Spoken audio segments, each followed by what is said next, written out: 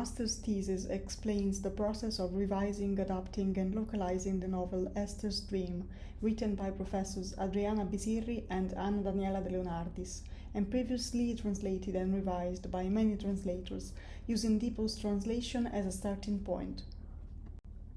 The book blends the detective thriller, romance, the coming-of-age novel, esotericism, and numerology against the historical and artistic background of Rome.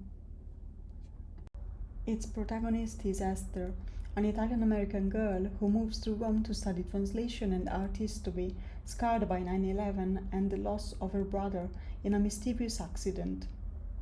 Esther has recurring premonitory dreams in which she sees her brother accompanied by a girl, which leave her full of unanswered questions. Rome's numbers, legends, and monuments, as well as Beatrice Cenci, will lead her on a search for truth and the solution of mysteries. The primary function of this book is to share interesting anecdotes about Italian art, history, and culture.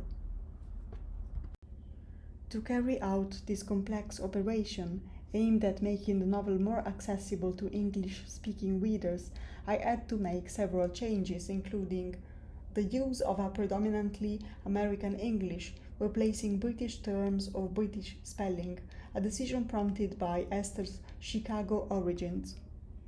The correction of errors in meaning, such as the phrase coda d'estate, which had been mistranslated as waiting in line, and which I corrected to the tail end of summer.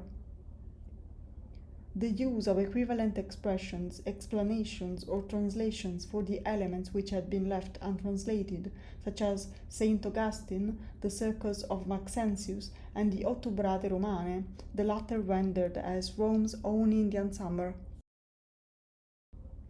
In my thesis, I also dedicated a section to artificial intelligence, an increasingly central tool in the field of language mediation. During the final revision phase, I improved a few sentences using Gemini Pro through generic prompts, but I still obtained satisfactory results.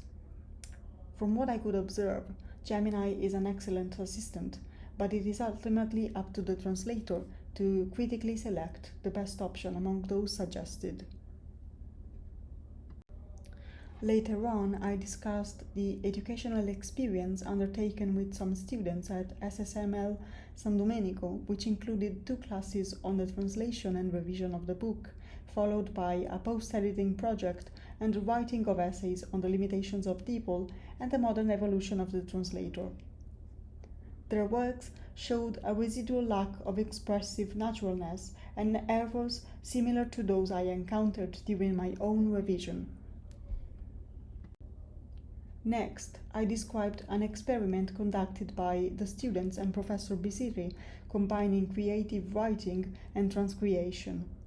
The experiment highlighted the need for translators to transition from the role of mere executors to that of word designers, professionals capable of guiding AI through prompts and refining the text with literary and human sensitivity. Then I dedicated a chapter to the Korean series Can This Love Be Translated, which focuses on the figure of the interpreter, his human side, and the co-protagonist's difficulty in remaining neutral when translating emotions. The last chapter deals with the dynamics of the publishing market, showing how the combination of self-publishing, AI, and print-on-demand logistics enables translators to become proactive global cultural entrepreneurs. In conclusion, AI is an excellent assistant in repetitive and mechanical tasks, but the cultural intuition and sensitivity of human translators remain irreplaceable when it comes to giving a soul to a text and uniting different languages and cultures.